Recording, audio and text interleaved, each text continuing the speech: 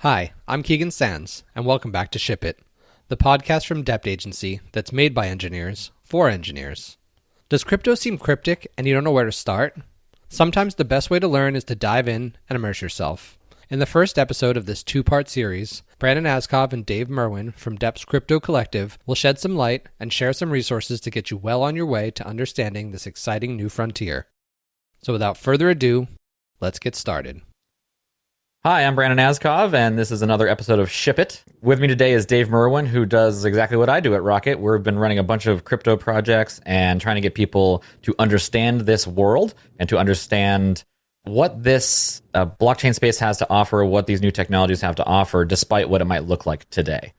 Dave, do you want to introduce yourself a little bit more? Sure. I'm Dave Merwin, as Brandon said. I have been an artist, a creator, a developer for the past 20 years. I'm super stoked about the stuff that we're working on because I feel like it's provide some unique opportunities and some new stuff to explore. It feels like the internet, what felt when it like 1992, like when it was like anything was possible, and this is super exciting.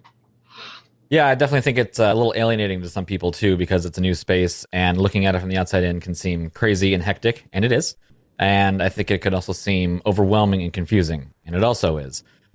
Yeah. There's a lot to crack into here, but I think what we're going to try to do today is break down our part one into how you can immerse yourself in this world to learn it the fastest and come to appreciate it. So yeah, let's dig into this right away. Let's talk about do you have to care about the project or not? Should I just go buy a CryptoPunk? I can't afford a Bored Ape. How do I define what's going to be a good NFT, or am I just riding the hype train? What am I doing here? The thing that I love the most about this is being curious about these things at all is sort of what it's all about right now. Do you have to actually care about the project? Do you have to care about what you're getting involved in? Do you have to understand it? And I think if you are curious, that's enough to get started, right? That curiosity, the ability to explore and sort of dream about what could be possible is sort of the gateway drug to all of this, right? Like, how can I figure out what this is supposed to do and how I want to be involved? Yeah, for me, I always say that it's really easy to kind of take cracks at it until it's important to you. Because I did that myself, especially early on, where I was like, I don't get this. I mean, it's just JPEGs. And then I realized one day that I had been buying digital packs of Magic the Gathering cards for playing that game digitally. And I was like, man, I'd love to have an actual representation of this ownership instead of this black box that I'm buying right now. And then it hit me. And so that was my early days of realizing how I could have value for something that I already enjoy. And then same thing is true for NBA Top Shot, NFL. Now, all these sports, there's a lot of fandom behind it. And I think that as soon as it taps into your fandom, it really shows. I was recently telling Dave the story, so I'll repeat it now, that there's someone we work with who is sort of, I don't really see what the big deal is with NFTs. And then Flow came out with their new, what is it called, NFL All Day.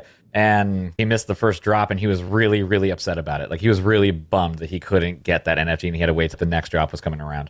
So it's very easy to hate on it until all of a sudden it makes sense.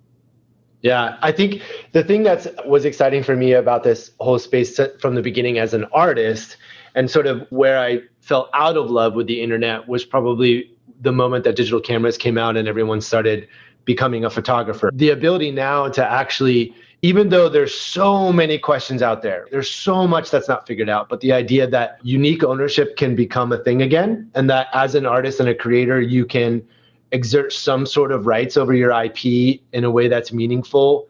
If you have less than 100,000 followers, like it definitely feels like this is the opportunity, excuse me, to do some really interesting things again. That's a good point, and a decent segue to mention that in my mind, and I like classifying it this way for people, especially if they're new to it, is that there's really two categories of NFTs that you'll see. One are on the art and collectible side. We had Beeple, who made this $69 million piece of art. You can think of him like a modern-day Banksy in the NFT realm. And then you have the collectible side. The collectibles would be something like a Bored Ape Yacht Club or Magic the Gathering cards. And then there's the utility side. Now, Bored Apes also offer this VIP membership that gives you exclusive access to certain things, a chance to stand in line early for certain things. So that's one example of that. It could be discounts, whatever. There's always utility tied to it. Today, we're seeing those two things overlap in a big way. I think we'll still see utility NFTs have some kind of art and visual tied to them, but will it have to be unique every time? Probably not. On the art side, on the other hand, we'll definitely see maybe one NFT represents this particular digital piece of art. Now, what's interesting is that in the regular physical art world, I don't know if you remember that banana duct tape to the wall. That's called the Comedian, and that I think has 4 separate licenses that people can have. Any museum has the rights to display that banana and replace the banana as needed for the for the art display. So right there, you could think of that as like 4 separate certificates that show that is the real installation. Because I could go duct tape a banana to my wall, but it doesn't mean that I have the rights to show off that art installation, quote unquote. So I think that we'll see the art side differentiate itself from the utility side of things. But right now, the collectible side of things is huge. I mean, it's a new version of collectibles. It's a new baseball card. It's a new, I don't want to call them Beanie Babies, but some of them have that. And I think it's a good segue to saying, I think that there's a lot of signs that point to most of these NFTs going to zero. Masari Research, which is sort of like the Forrester Research in crypto land, recently put out a report for their crypto theses for 2022. And they have a pretty clear sentence in there saying that most NFTs are going to go to zero today, but the technology there is very sound and it'll become an asset class all its own that will be here for a long time to come. Yeah, and I think to kind of pick up on what you're talking about with the collectibles, one of my big pushbacks, at least at NFTs in the beginning, was like, I don't care about PFPs. Like, I don't want a Bored Ape. It literally just stands for profile picture. The F is the F in profile, I guess. That's like the Twitter avatar thing. Yeah, exactly. But the point being, like, I don't care about that stuff, and that's okay. Like, one does not represent the entire body. Trying to equate the idea that NFTs as art is to what you see when you see a Bored Ape is like saying a 1955 Plymouth is representative of all transportation. It just doesn't make any sense. And that's not how things work, and that's not what things actually are. If you look at it and go, well, most of this is crap, to you it might be, and to Masari's point, it may go to zero. But that's not the point. The point is there are things in there that are interesting to various different people. And with 4.5 billion people on the internet, there's going to be a lot of variety. Yeah, I've been trying to liken it to people. It's not like there's a new car invented. Like, oh, we have a car now. Like when the cars were first invented, we went from horses to cars. That was a big change. It wasn't that. It's more like the Industrial Revolution where we had factory lines all of a sudden. And now we have that stuff available to everybody. It expands the scope of what's possible in a massive way that I don't think people see yet. Like how people freaked out about 3D printers, like everything will be 3D printed in the future. You'll be printing out kidneys on your desktop. And I'm like, maybe in time. But this tech here will change a lot of things in a short period. Yeah. Okay, well, let's say you can't find a project that you like. Maybe I don't care about the NBA or the NFL or sports ball, as people like to call it. How do I get involved? What's something I can look for that'll, like, I don't know, what's an NFT that would interest me? Haters gonna hate, so I'm gonna play that role a little bit on this one. So well, me, bro. I would argue again, it goes back to your own curiosities. So first of all, no one's gonna hold your hand, and like your friends will, your buddies will, but the internet and the internet community is not gonna hold your hand in this. So if you're curious about photography, let's say black and white photography, or let's get real specific, like black and white seascape photography is your jam, right? If you Googled black and white seascape photography NFTs, you're going to find a collection. You may not like it, and maybe you want to contribute to it. Maybe you want to participate as an artist. But the idea of going to an NFT marketplace and realizing your curiosities being fulfilled is not necessarily going to happen, because they're trying to, the marketplace and your curiosity are diametrically opposed. When I'm looking for projects to get involved in or to find out more about, I really start with Google and will literally Google the topic I'm interested in. For instance, for me, I really love generative art, and I love the idea of generative being programmatically. Sorry, yeah. So you write a piece of code, it takes in some variables, and it generates art, and it's sort of both and kind of thing. You're cooperating, the machine's cooperating with you. We could go into this for hours, but the idea of, I want to go see that stuff, it's going to be on Artblocks. Artblocks.io is devoted to generative art, and they actually are doing a really cool project the way they're doing that. So anyway, I would suggest stop looking in places that you don't like and using that as the basis to make your decision on. Instead, go follow your curiosities and go look for where those projects are being represented. Yeah, that's well said. And I should also point out that not all NFTs do have art tied to them. And without going down this other rabbit hole, and we'll avoid this today, I'll mention a recent project that was announced that was a big deal if you pay attention to this space. It was called Links DAO, where essentially you're pre-buying a membership to a golf course that doesn't exist yet. And by buying all these memberships, the community has contributed to this coffer of money that will be used to go buy the golf course, where they'll all have this exclusive membership to it. So that is a version of an NFT that is very different from what we see today. So maybe that speaks to you. If you're a golfer, man, maybe that was just like, hey, I get it now. Maybe that was the moment. It doesn't always have to be tied to art. Yeah, I feel like you just open the door in the hallway in the Matrix and then it like all the green light just like blasts out behind it. I know, yeah. We're trying our best to, dear listeners, to not go down as many rabbit holes as we typically go down. Yeah, I don't know if you've ever been in a room with crypto people. I know it can be very alienating, but it's because they go so deep down rabbit holes and say a lot of lingo. We'll try our best not to get too deep into lingo. So let's go right into lingo. Let's talk about wallets. I guess I'll keep a high level is that a wallet is effectively served up typically through some kind of mobile app or browser extension. But what it is, you can think of it like an email address. It's a way to reach you and you can send and receive things from it. People can't log into it but you. It's just a way for you to log into websites in this new Web3 landscape. That's a really high level overview. I don't know how you feel about that. Yeah, no, I think that's fantastic. And it leads to the description that wallets, hopefully this is the only time I say Web3 in this entire conversation. I'm trying not to drop lingo like that. So typically if you go to Facebook or Instagram or whatever, these different services, you have to log into their system and you have to authenticate yourself against their database. With a wallet, you log into your wallet and then you can take that wallet and go to other places and your credentials go with you. The other service is not supposed to know anything about who you are as an individual outside of your address. So that was really well said. Thanks. So the idea is I can take this information about myself and go to all these different places like OpenSea and artblocks.io or whatever. Like I can move my information around with me in interacting with them, but they don't get to know who I am. So I get to keep my information private.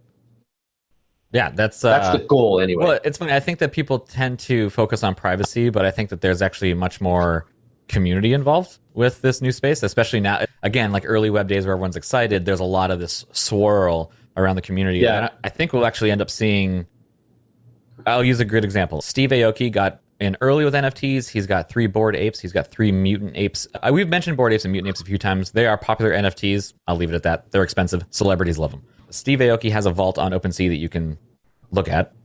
And I think that just goes to show that people are willing to tie their wallet address to their showcase, to show what they've done, to show what they've held. And while that does expose you to all of the transactions that have ever come in and out of that wallet, I think that people are generally okay with that. We've gone from where my parents and my grandparents would default to everything I do online is private unless I specify otherwise.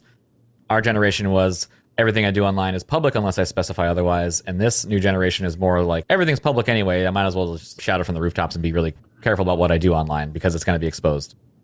And for those of you who might be freaking out when you hear that, you have an option. So, and we can go into the details of this later, but you can have a public and a private wallet. Yeah, it's true. We've kind of simplified what a wallet is on the surface. It does get very, very deep in what you can do with them. High level, it's, hey, now everyone can be their own bank. But, you know, with being your own bank comes some responsibility, too, in terms of how you handle the thing. It comes with a lot of risk. So it's a good segue into talking about a little bit of lingo. Let's stick with us here. Custodial versus non-custodial wallets. Custodial wallet being something where someone holds that wallet on behalf of you. It's very similar to what happens today when you log into something. They're holding that profile on behalf of you. In this case, your money, your assets, your NFTs could be tied to that wallet. So you have to trust the institution that's holding it on behalf of you. There's a saying in crypto that says, not your keys, not your wallet. And that is definitely true here where you might want that responsibility. I mean, it comes with some risk too, right? If you're going to own your own wallet and move those things into your own wallet, you have to be responsible enough to do it properly. And you do run the risk of doing it improperly. And if you think that that's scary, then hopefully the institution that is holding it on behalf of you is trustworthy and that you trust them. And that's okay. Because custodial wallets are okay. I don't want to like hate on them or anything like that. But those are really the two differences, is that this wallet we've been describing so far would be considered a non-custodial wallet. You have to own the keys. And actually, let's talk about that. What are keys? Yeah. Keys, that's actually lingo in itself. Yeah. Okay, so when we say keys, so I bought a safe. I guess we should call it by what the lingo is in the world right now. So I've heard two terms of it: seed phrase or mnemonic. Mnemonic phase. Yeah. So mnemonic being that word that starts like Johnny Mnemonic, starring Keanu Reeves from the early '90s. MNEMONIC. A seed phrase is essentially, instead of a password, it's 24, 25, 26 different words that are in a specific order. And you don't pick them. They are generated for you. And then you'll see when you create a wallet, it's like, write these down. Put them somewhere safe. Don't take a picture of it. Don't write it on a Post-it note. If you lose this, you lose access to this thing forever. And that is true. Can't stress that enough, which scares some people. So what's a good solution there for people who I don't know. I just remember I use 1Password for everything. How am I supposed to remember 25 words? What do people do about that? I think it's a great question. I think one of the things you should not do is take a picture of it with your phone. Yeah, don't put it in the cloud. Is backing up and syncing to Google Drive or Google Photos or Apple or whatever. So what I do personally, I'm going to share my practice. I went to my local hardware store and I bought a safe. I put the safe in a closet. It's a fireproof safe. And when I create a phrase, I write it down on a piece of paper, I label what it is, and then I put that thing in a safe. Don't take pictures of it. I don't do any of those things. And I know it sounds like a lot of work, but it's definitely like the first time, and this happens all to me as an adult with ADHD. I know that this happens. Like, this is the story of my life. So I have no problem writing things down, because the first time you forget it and you go, oh shit, I have $150 in that wallet, and you forget, like, it's gone. And so I'm pretty diligent about writing it down, putting in the safe, and closing the safe. And then if I forget the combination to the safe, at least then I can like bust it open with a sledgehammer or something. Yeah, you'll figure out some way to get into the safe somehow. Again, like going back to, like, you have that responsibility. You're your own bank. You have to make sure you can protect yourself from bad actors. And that means, in a lot of cases, using some sort of physical, non-connected, non-digital means of storing your password. A company called Ledger, which makes hardware wallets, cold storage wallets, which we can get into. But they also make other products, which are called CryptoSteel and the Billfoldle. And basically, they're hardware versions where you can store that 25 seed phrase, 24 seed phrase, whatever it is, and keep it in something that is fireproof itself, is crush-proof, withstand an amazing amount of force. So there's basically different ways to do this, but the proper way to do it is offline storage, whether it be physical, whatever. And as Dave mentioned, he put it in a fireproof safe. You want to protect it from the elements, and you don't want your, God forbid, there should be some accident at your home. We have insurance for that kind of thing, but they won't cover your crypto wallet, I guarantee it. If all you have is a password manager and you trust it, that's an option. It's not my favorite option, but it's an option. Just don't write it down on a Post-it or take a picture of it, please. Yeah, the picture is the worst, probably the worst thing you could do. Yeah, unless it's like a Polaroid, maybe. I can see that being okay.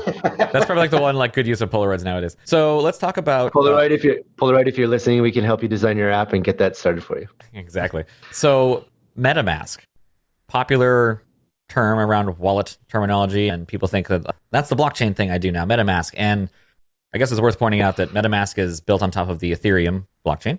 It does work with Ethereum based blockchains, which I won't go down that rabbit hole either. There's other things that works with besides Ethereum, such as Polygon. You can also connect to test networks and do a bunch of advanced things with it. In fact, it's a little overwhelming because of that for first timers. Yeah. And on top of that, Ethereum, I don't know if you know this or not, but Ethereum is known for having very high transaction fees right now. So also a barrier to entry for any beginner. So I think that for the sake of this discussion, we'll just not talk about MetaMask. Let's talk about maybe what's a great user-friendly wallet, user-friendly blockchain where the transaction fees are low, there people can get involved. I actually have a bunch of wallets that I don't even use. And the reason is I went through and explored what the user experience was like for the wallets. Does it make sense to me? Does it give me the control that I want? That kind of stuff. So for me, rules of thumbs are: one, do I get pissed when I open it? Like, when I open it, is it confusing? Do I have to hunt and peck to try to find the information? Like, it needs to just make sense for what I'm trying to do. So the ones that I found on Solana, Phantom is a really great wallet. To me, it's super easy. Yeah, I agree. On Algo, it's MyAlgo. So the MyAlgo browser extension wallet. If you're a developer, that's a really fun wallet to play with. Yeah. There's a lot you can do in it. Yeah. But in both of those instances, though, so like MyAlgo, the UI is a little rough, but the functionality is all there. So like I get real message confirmation. So if I do a transaction, I get confirmation that something happened, or it failed, or it's timing out, or like something is right. Like, you get some sort of information back in a meaningful way. Create your own assets. You get governance. It's nice. Yep. My assets, what I own, are front and center. And so like with Phantom, I can see what I own and what I don't own and what's happening and where I've staked stuff, and even the liquidity tokens that I have. The information is there available to me so that I can track what's going on. So to me, it's about, does the user experience make sense to me? Am I getting meaningful information when it comes to the confirmations? If you think about it, like with your bank, you do a transaction with your bank and then you get this like weird ledger 3 weeks later that has like all of this, like, how, I don't even know what this means. Like, why are you sending this to me? Whereas I feel like a wallet that just says, this is how much went out, this is how much came in, this is what happened, and here's the address. and then links out to the actual blockchain to see the transaction in real time. That's also super helpful. Yeah, I know. And when people do that, they go to that's called a block explorer. When you go to one of those things to explore what the transaction was and where it came from, where it went to, and what happened, and what block it was in, what time, all those details. It's an overwhelming amount of information to look at, and it's kind of boring. But I think that just goes to speak to the user experience stage that we're at. We're still early, and just like the early web and like the early 90s, it's awkward and clunky. So that Phantom wallet that Dave mentioned is a Solana-based wallet for the Solana blockchain, and the user experience is very good. It's very, very friendly. I think it's a fantastic first wallet choice to sort of exploring this space. So let's put ourselves in the seat of the person who's getting involved. They have now gotten a Solana wallet. Now, I should point out in part one, we're not going to talk about buying cryptocurrency and moving it into your wallet or even acquiring NFTs. We're in browse mode right now. We're just going to go be checking some stuff out and understanding this wallet thing and how do I connect with it and all that stuff. So we've got a Phantom wallet. It's a browser extension in what am I using? Chrome here, probably. Yeah. In fact, if you're not using Safari, please stop. They're just way behind other browsers, and there's bugs in it and security issues, and just try to avoid that. But any Chrome-based browser, so I'll say Chrome. Actually, I know for a fact this works in Firefox. Edge, which is the Microsoft Internet Explorer nowadays. We've got Brave, which is the crypto-based browser. It's kind of privacy-focused. There's a bunch of browsers out there that support these connections, these browser extensions. So can we talk about Brave for a second? When we were talking earlier about NFTs doing things, so you know how like everyone is used to having browsers serve ads to you and track you and all that stuff? Brave will pay you in a native token to Brave for letting advertising come to you. Called the basic attention token. You can get paid for participating in those ads or looking at those ads. Yeah, anyway, full disclosure, I've been using Brave for a little while, so I think at this point I've earned close to 30 BAT, and I kick back some of that, so you can actually specify which sites get some of your share and how much that share is of what you've earned, and so I kick some of that back to my favorite creators on YouTube and some of my favorite sites that I go to. They get different percentage breakouts that I get to choose, and so it's nice they put that in my hands. I could say they get nothing, but honestly it felt slimy, because some of that content I love, and I'd love to kick back to those people and encourage them to move away from traditional models into these new models. But yeah, at 30 BAT, it's only it's less than $1 now because we're hitting crypto winter, but at one point that would have been like $60. So just for browsing the web the same way I always do. Yeah, so that was a good little tangent on Brave. If you want to check out a new browser and you want to kind of dip your toe into the crypto game, that's another one you can check out. So anyway, we've got our Phantom Wallet extension in the browser. Let's say we're past the seed phrase. You've written it down. You've stored it somewhere safely. You took a Polaroid of it, and now it's in a safe place that's not going to get destroyed, and it's certainly not online and not in the cloud. Great, good for you. Now you're going to have to make a password. Well, didn't I just have a password? What was the seed phrase? Why is that different than a password? The seed phrase basically allows you to reestablish your bank vault at any time. So let's say you lost your computer. It fell in the ocean. Oh no. What am I going to do? Oh, you have that seed phrase. Now you can regenerate all that stuff based on that phrase you had to write down before. Whereas the password is really more of like I want to keep my snotty kids out of this thing so they don't go buy NFTs that I don't want them to buy. It's almost like the confirmation code on your TV for renting movies or something like that. You basically confirmed your password. Maybe this is the same password you use for everything else, and I try not to do that, but you maybe trust everyone else you share that password with. I don't know. So you have that password assigned to this wallet. Now you've opened it. You've got nothing in there. There's no assets. There's no soul. SOL?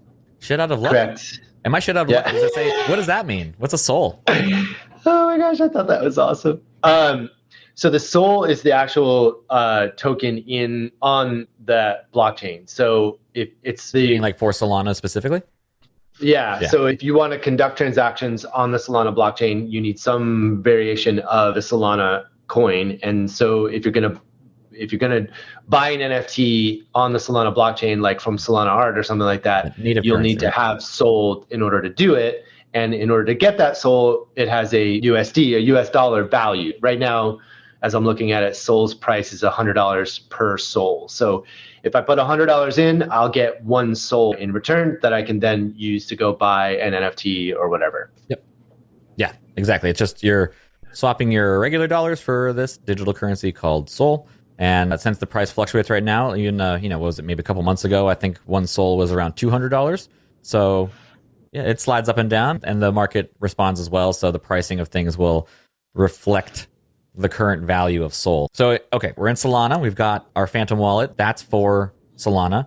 I should point out too, and I won't go deep down this, but because Ethereum is a different blockchain, my Phantom wallet won't just work with OpenSea, which is based on top of Ethereum.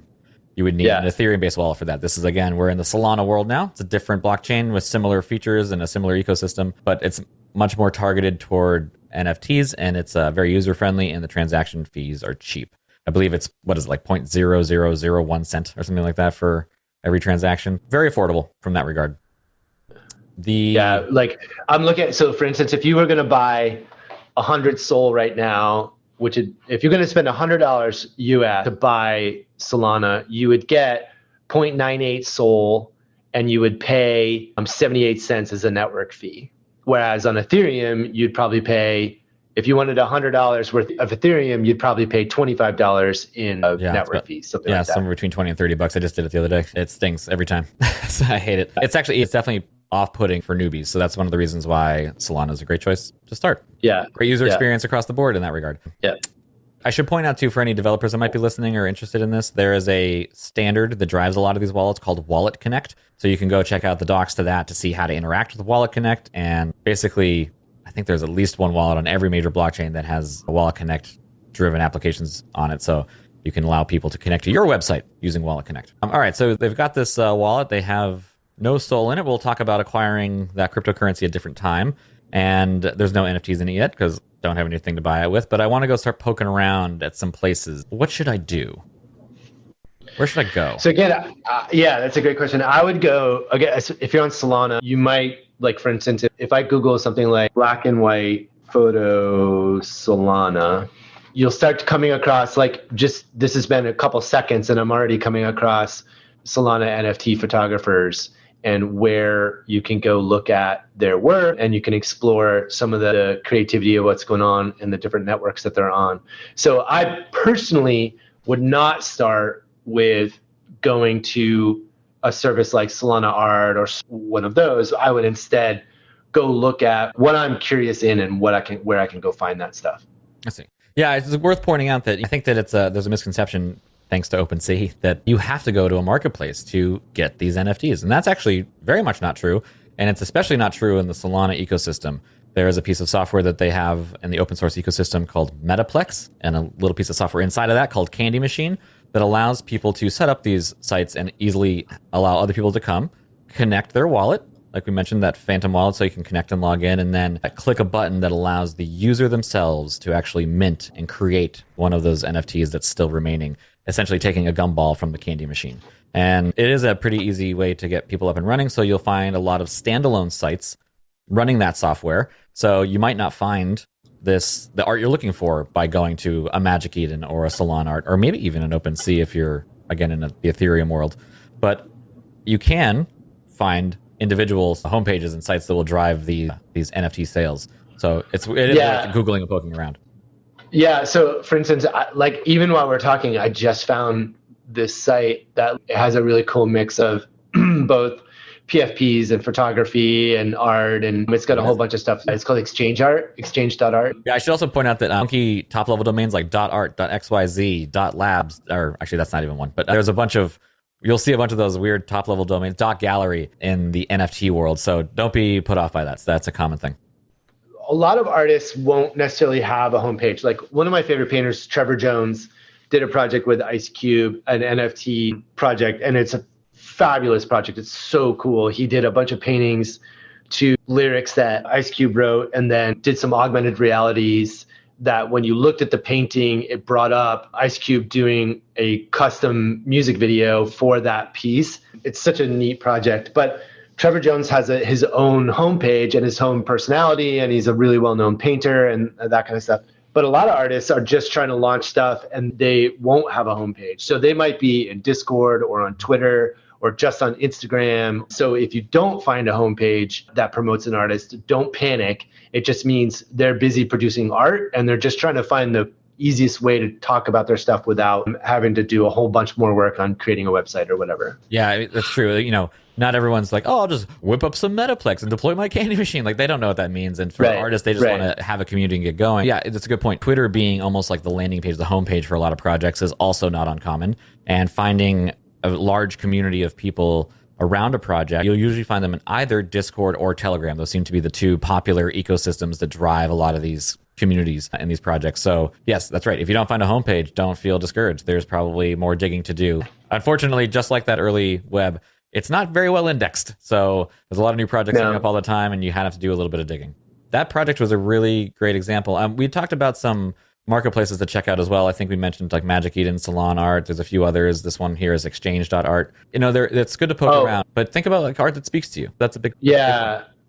So I will say one of the things I've started to see come up, and this is totally just no opinions, no judgments, but there is a lot more NSFW stuff coming out. And as people are sort of getting close to the idea of like, oh, I don't know how to create good art, but I sure do know how to draw porn. So that's definitely becoming more popular. So, buyer beware. If you click on the NSFW link on a marketplace, you're going to get what you expect. So yeah, don't have your kids sit next to you while you're poking around here. It is the wild space. It's still the Wild West. Yeah. So let's wrap this one up here, but we can move into what to expect, how the whole process goes for buying an NFT, reselling the NFT. We'll do that next time, and acquiring your crypto.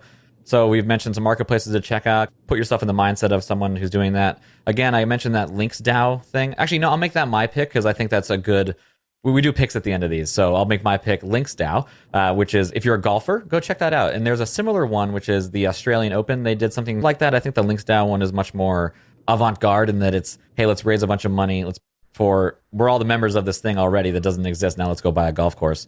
And that has not, first of all, it hasn't come to pass yet. So let's see what happens there. But also, it's a great idea. And it could spawn an entire new generation of these clubs, essentially. So it's a little bit different from the art stuff. So I like pointing that out. That's why I recommend that one if you want to go poke into that project and see what they did there. Dave, what's your pick? Okay, so I cheated because I said Trevor Jones earlier, so I'm going to switch on you and come up with a different one. So I'm a big fan of the Helium project, and what they're trying to do is create essentially a people's network. So like a wireless economy that if you stake your coins in this is not a Solana project. Correct. Yeah, sorry. No, that's its own thing. Oh, do you want a Solana project? No, I just want to point out that Helium is its own blockchain. Yeah. I was just informing the listener. Yeah. Yeah. Essentially, the Helium piece is designed to sort of take wireless networking away from the big corporations and make it available to the people. Now, I realize that's a bit naive because where are they getting their access from? But that's a whole different question. But anyway, I think it's a really interesting project, and I actually own a little bit of it, and it seems to be doing okay so far. Yeah, actually, maybe we'll wrap up on this note since it comes up a lot. It came up a lot recently in a talk we did with Depth. There were a bunch of questions in the chat, and I ended up answering those afterwards. And a lot of them were sort of centered around, aren't these things supposed to be decentralized? Why are they all so centralized? And there's two categories there. One is how the capital is centralized. I don't want to talk about that. That's a different story. But the tech itself, there's a lot of these hosting services where we have a lot of these cloud providers today that are owned by big tech, and it is the best way to deploy things quickly and easily across the world. So a lot of these projects are hosted on those big tech platforms. We're still so early on. We're still making building blocks every day in this space. What the Helium project he just referred to is a great example of is another building block toward a brighter future where we don't have all this centralization. And there's another project that's so complicated and convoluted, I dare you to go look at it, but it's called Internet Computer, and it's supposed to be replacing some of these cloud providers we have today. And you know what? Like I said, it's complicated. There's a lot of lingo. We're still early days. We have a long way to go. We're making baby steps, and if you feel confused and a little lost, that's normal because it's a crazy wild space. There's information blasting at you from all sides and people telling you what's cool and what's hot and what's coming up and what's gonna tank. And just trust your instincts, try to ignore the noise, and just look at a project, turn off the rest of it, read the stuff, and if you get any of that spidey sense of like, this feels not right to me, there's too much lingo, too much buzzwords, then great. It's not a project for you. It's probably not a good project for anybody. Move on to the next one. There's plenty of things to look at. Don't feel like you have to understand everything. If they're not doing a good job of explaining it to you, that's on them. That's a great point. We can be done on that. I don't have anything to that's beautiful. Yeah. Cool. All right. Well, that's another episode of Ship It. Thank you, Dave. And then, join us next time. We'll go over all the buying stuff and tell you what to expect so that you can actually fill your wallet with something meaningful. Awesome. All right. Thanks. Have a good day.